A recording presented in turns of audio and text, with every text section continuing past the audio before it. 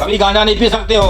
कर्मानुवादिकार अस्ति। बागेश्वर धाम महाराज ऐसा है कि प्रेमानंद जी तो संत है, वो भगवान के पद को अधिकारी प्राप्त कर सकता है।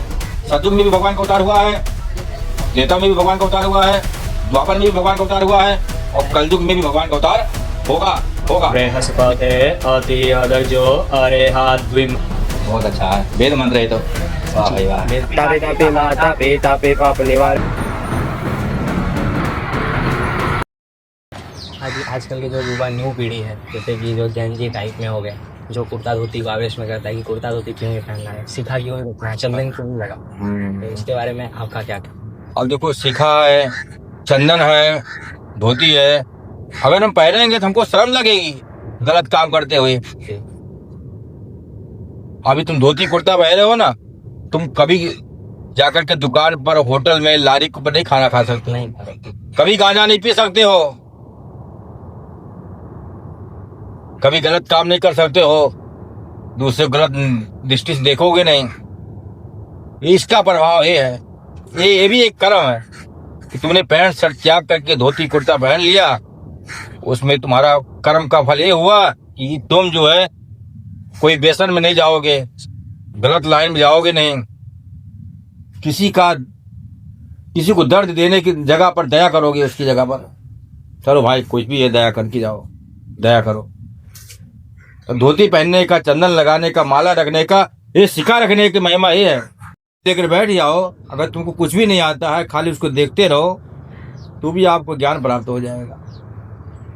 तो ज्ञान और कर्म और धन, ये कुछ भी अगर करते रहो उसके विषय में, ऊपर नीचे करते रहो, तो भी आपको उसका परिणाम मिल जाता है। धीरेन्द्र शास्त्री जी दिल्ली से वृंदावन के लिए पदयात्रा की है सनातन धर्म के लिए, तो मतलब आपका उसका क्या कहना है? बागेश्वर धाम महाराज ऐसा है कि वो इतने बड़े जन्मों जन्मांतर के संत होने से जो है प्रसिद्धि बढ़ गई। उनका लोग दर्शन करने के लिए जाते हैं, दर्शन कर नहीं पाते हैं। उनके मन में ऐसा विचार आया होगा। हमारे साथ तो मुलाकात हुई नहीं है, ऐसे तो मुलाकात हुई भी है एक बार, श्री राम जन्मभूमि प्राण प्रतिष्ठा में वो भी आए थे, हमारा भी निमंत्रण। लेकिन उनका दर्शन करने के लिए बहुत लोग उमंग आता है कि हम उनका दर्शन करने के लिए जाएं, उनके पास मिलने के लिए जाएं। तो इसीलिए हो सकता है उनके मन में ऐसा विचार आया हो, चलो पद यात्रा निकालते हैं। तो पद यात्रा में ऐसा है कि छोटे बड़े सभी दर्शन करेंगे, सभी के साथ हमारा मुलाकात होगी, दर्शन होगा, मुलाकात होगी, और हमारे अंदर के भी अवगुण निकलेंगे, पद यात्रा होगी। अयोध्या कांड में लिखा है, चरण राम तीरथ चल जाएं, राम बसो तिनके मनवाएं।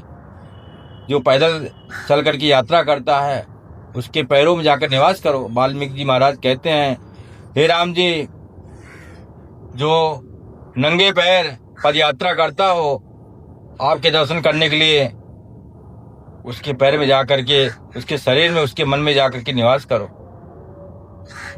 पद यात्रा करने की महिमा ये है। लोग आपको प्रेमानंद जी के नाम से जानते हैं। मैं अभी यहाँ से आ रहा था तो लोग बोल रहे हैं कि प्रेमानंद जी हैं वो, तो आपका प्रेमानंद जी के बारे में क्या कहना है? तो संत है, उत्तम संत है, ब्रह्मचारी हैं।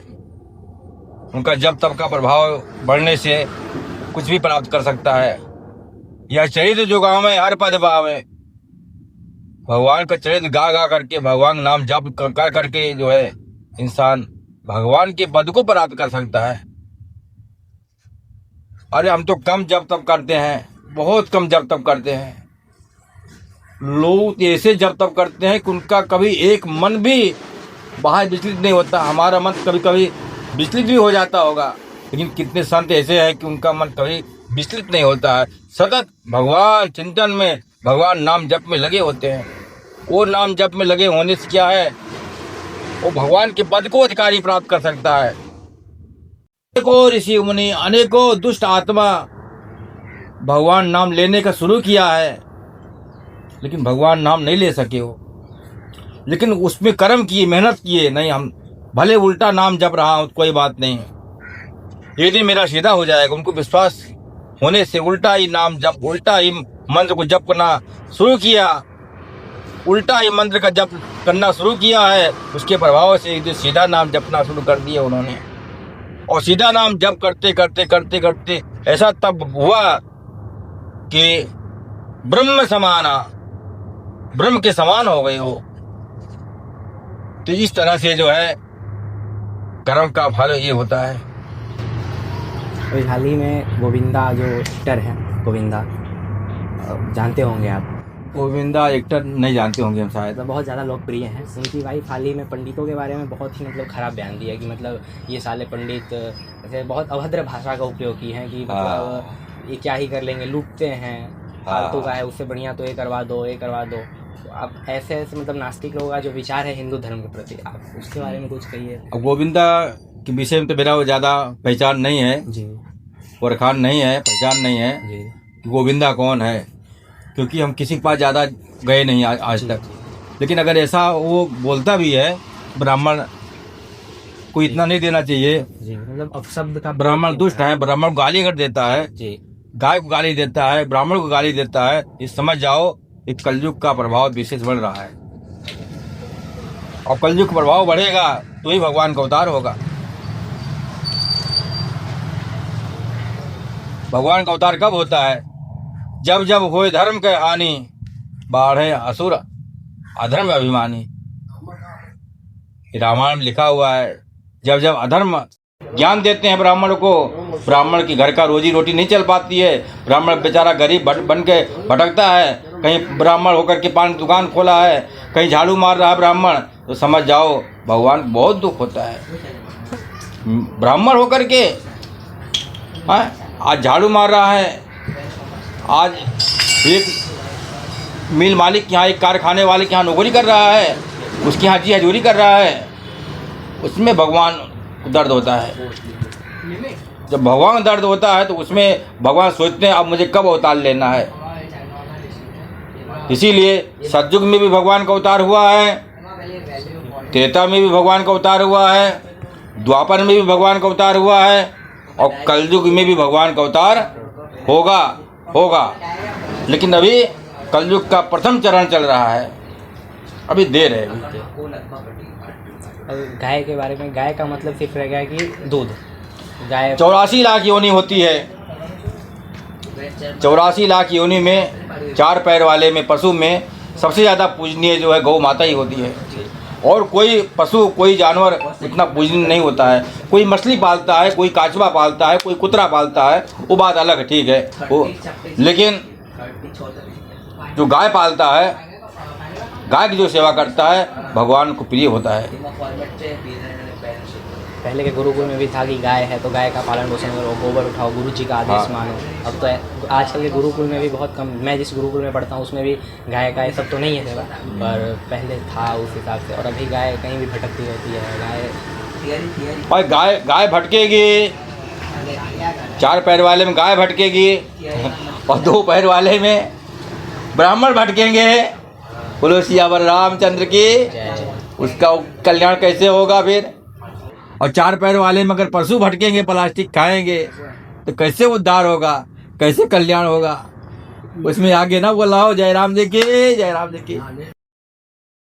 आते हैं और तब से लोगों मन में ये भावना रहती है, ये महाराज कब से आए हो तुम, कब से आए हो, क्या करते हो? हम तो यहाँ पहले से आते हैं। अनेक प्रकार की बातें लोग करते रहते हैं। कोई कुछ कहता है, कोई कुछ कहता है, कोई कुछ कहता है। कोई प्रेमानंद जी महाराज बोलता है, तो कोई अवधूत जी महाराज बोलता है, तो कोई संत महात्मा उत्तम रीत से बोलता है, कोई बोलता ब्रह्मचारी, कोई बोलता फलाहारी। अनेक प्रकार का लोग बोलते हैं अपने अपने हिसाब से, और सबकी बात का स्वागत करना पड़ता है हमको, क्योंकि कोई लोग दुष्ट प्रभाती के होते हैं। हाँ, प्रभाती वाले भी होते हैं, दुष्ट विधि के भी होते हैं, वो चोर भी बोल सकते हैं, दुष्ट भी बोलते हैं, तो उनकी बात का भी स्वागत है, क्योंकि भगवान ने उनको ऐसी बुद्धि दी है। अब भगवान की कृपा के ऊपर कुछ बताइए कि वही भगवान का महिमा कैसा है? भगवान की महिमा तो ऐसी है, भगवान बोलते हैं गीता में, रामायण में, कर्म प्रधान विश्व कर राखा, जो जस करें सो तस फल चाखा। कर्मान्वाधिकारस्ते माँ फलेश कदाचन। पुराण में भी, वेद में भी हे जीवात्मा, तू जैसा कर्म करेगा ऐसा मैं फल दूंगा। कर्म किए बिना तो कुछ मिलता नहीं है, कर्म तो करना ही पड़ेगा। एन केन विधि दीने, दान करे कल्याण।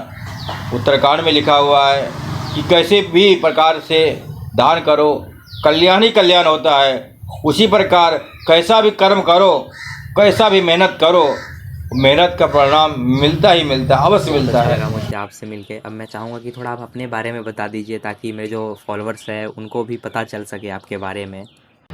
हमारा जन्मभूमि जो है अयोध्या है और हम छोटी छावनी परम पूज्य नित्य गोपाल दास जी की कृपा पात्र हैं। ये छोटा सा नाम रखा है ओमकार दास जी महाराज, और यहाँ पर निवास करते हुए भी लगभग 35 साल हो गए होंगे कम से कम। अपने मंदिर से खंडित समझ के आया विसर्जन करने के लिए। उस समय तापी नदी माता में पानी नहीं था, इसलिए मूर्ति यहाँ पर नावड़ी वारक पास में रख करके चला गया वो। हम मूर्ति को रोज देखते रहे, देखते देखते 10 दिन के बाद पानी का रेल आया, यहाँ पर जोड़ आई, बाढ़ आई। वो पानी बाढ़ के कारण जो है हनुमान जी की मूर्ति खिसक करके यहाँ आकर पड़ी थी। जहाँ मैं आज वर्तमान में बैठा हूँ, इसके पास में आकर बैठे थे तो खड़ी पड़ी थी। अब हम सोचे कि 5 दिन तक पानी का रेल आया, इतना जोर में पानी का बहाव आया, उसमें मूर्ति का विसर्जन नहीं हुआ।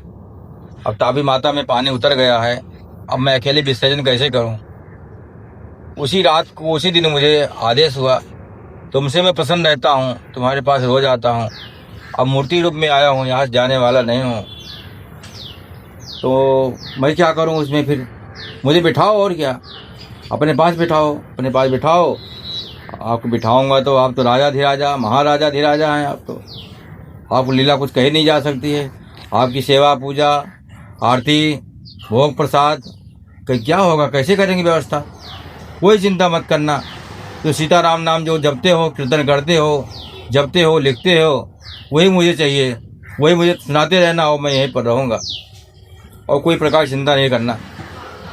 सन 2006 से तब से यहाँ पर नित्य पढ़ते यथाशक्ति बहुत वर्षों तक तो कागज़ वगैरह लकड़ी जला करके आरती करते थे। कभी किसी के पास घी मांगने नहीं गए, तेल मांगने नहीं गए, मुझे तेल की ज़रूरत है, घी की ज़रूरत है, कागज़ वगैरह जला करके, लकड़ी जला करके आरती कर लेते थे। और अकेले हम रहते थे, अकेले हनुमान जी रहते थे, और हम और हनुमान जी की मूर्ति के अलावा तीसरा यहाँ पर कोई रहता नहीं था। कोई दिखने भी नहीं आया कभी, जय सिया राम बोलने भी नहीं। ओम बृहस्पते अति अदर्जो अरेहा द्विमद्विभातिक्रतु मज्जनेखु जद्दीद यच्छावसारे तप्राजात दशवासुद्रवीणन्देहि चितरम। बहुत अच्छा है, वेद मंत्र है तो, वाह भाई वाह। वेद का गुरु